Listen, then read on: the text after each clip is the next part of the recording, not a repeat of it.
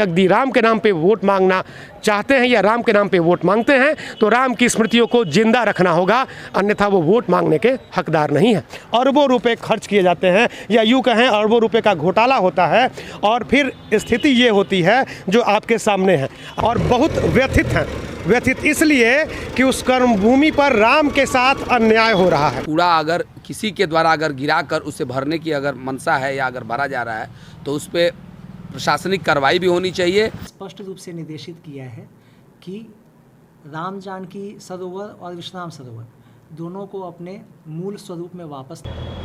त्रेता युग में भगवान राम ने जिसे अपनी कर्मभूमि बनाया था, हम उस कर्मभूमि पे आज खड़े हैं और बहुत व्यथित हैं। व्यथित इसलिए कि उस कर्मभूमि पर राम के साथ अन्याय हो रहा है। हमने जो खबर चलाई थी उसका असर आज दिख रहा है। हमने ये खबर चलाई थी कि विश्राम सरोवर यानी कि विश्राम कुंड को, जो कि त्रेता युग से यहाँ पे अवस्थित है, उसको आज ज़मींदोज करने की कोशिश की जा रही है, उसको आज भरने की कोशिश की जा रही है। हमने बताया था कि किस प्रकार यहाँ कचरा फेंक कर इसे लगातार भरा जा रहा है। एक तरफ मुख्यमंत्री जहाँ जल जीवन हरियाली की बात कर रहे हैं, वहाँ इसे ज़मींदोज करने की शुरुआत कर दी गई है। हमने कल ये खबर चलाई थी, लेकिन तब तक हमें यह ज्ञात हुआ कि जैसे ही हमारी खबर चली, प्रशासन के कान खड़े हुए और रातों रात प्रशासन ने इस कचरे के अंबार में आग लगवा दी। आग लगने के कारण अब यहाँ के निवासियों के साथ दूसरी परेशानी खड़ी हो गई है। पहले जहाँ कचरा गिराने के कारण कई तरह की बीमारियाँ होने की संभावना थी, वहीं अब इसके धुएँ से लोग पूरी रात ठीक से सो नहीं पाए हैं। इतना ही नहीं, कचरे में आग लगाने के कारण आप देख सकते हैं कि किस प्रकार हरे भरे पेड़ जो है सूख गए हैं। यहाँ पे जल जीवन हरियाली योजना की बात होती है। जल जीवन हरियाली योजना के नाम पे अरबों रुपए खर्च किए जाते हैं या यूँ कहें अरबों रुपए का घोटाला होता है और फिर स्थिति ये होती है जो आपके सामने है।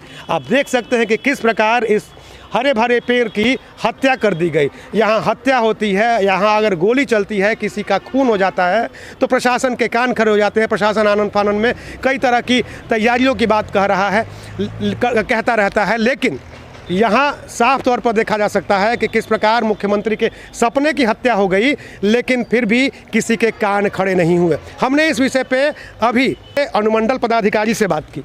उन्होंने कहा कि उनके संज्ञान में भी यह मामला आया है। यह मामला बेहद गंभीर है, क्योंकि मुख्यमंत्री जहां जल जीवन हरियाली के अंतर्गत कहते हैं कि पोखरों की, जल स्रोतों की पुनर्खुदाई होगी, अगर भर गया तो उसको फिर से खोदा जाएगा, उसमें जल संचय किया जाएगा। वहीं अगर उनके सपने पे कोई आघात पहुंचाता है, यदि इस महत्वाकांक्षी योजना पे कोई कुठाराघात करता है तो निश्चित रूप से उसे सजा दी जाएगी। उनका कहना है कि वह स्वयं इस मामले को देख रहे हैं।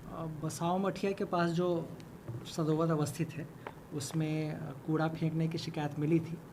नगर कार्यपालक पदाधिकारी को इसी सूचना दी गई थी।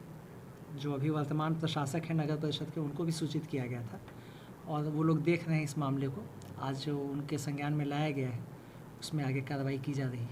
उसकी सफाई के लिए भी निर्धारित उनको कहा गया है और जिला पदाधिकारी की अध्यक्षता में आहूत बैठक में जिला पदाधिकारी बक्सर ने स्पष्ट रूप से निर्देशित किया है कि राम जानकी सरोवर और विश्राम सरोवर दोनों को अपने मूल स्वरूप में वापस लाना है और इसके लिए नगर परिषद को निर्देशित भी किया गया है। तो शीघ्र ही उस पर भी कार्रवाई शुरू होगी। स्थानीय लोगों से हमने बातचीत की। उन्होंने कहा कि इस धुएं के कारण रात भर वो ठीक से नहीं सो पाए हैं। उन्होंने कहा कि इस धुएं के कारण श्वसन संबंधी बीमारियां हो सकती है। अभी जहां संक्रमण काल था, कई तरह के एहतियात बरते जा रहे थे, वहीं फिर से एक संक्रामक रोग फैलाने की बात यहाँ एक कहानी यहाँ शुरू हो गई है। एक और बात यहाँ के लोगों का कहना है, लोग यहाँ साफ तौर पर कहते हैं कि यदि यह विश्राम सरोवर भरा जा रहा है तो कहीं ना कहीं विश्राम सरोवर में कचरा डंप किया जा रहा है, तो कहीं ना कहीं जो लोग इसके जिम्मेदार हैं, जो लोग इसकी देख रेख करते हैं, उनका भी इसमें हाथ है। लोगों का यह भी कहना है कि चूँकि यह जो पोखर है ये स्टेशन रोड में है, यहाँ करोड़ों रुपये कीमत है। ज़मीन जो है यहाँ पे काफ़ी कीमती है, करोड़ों रुपए की कीमत की ज़मीन यहाँ है। ऐसे में हो सकता है कि उनका यह उद्देश्य हो कि इस पोखर को जो है भर के और इसके ऊपर कटरा का निर्माण किया जाए, इसका व्यावसायिक उपयोग किया जाए, इसमें करोड़ों रुपए की धन उगाही की जाए, ऐसा भी लोगों का कहना है।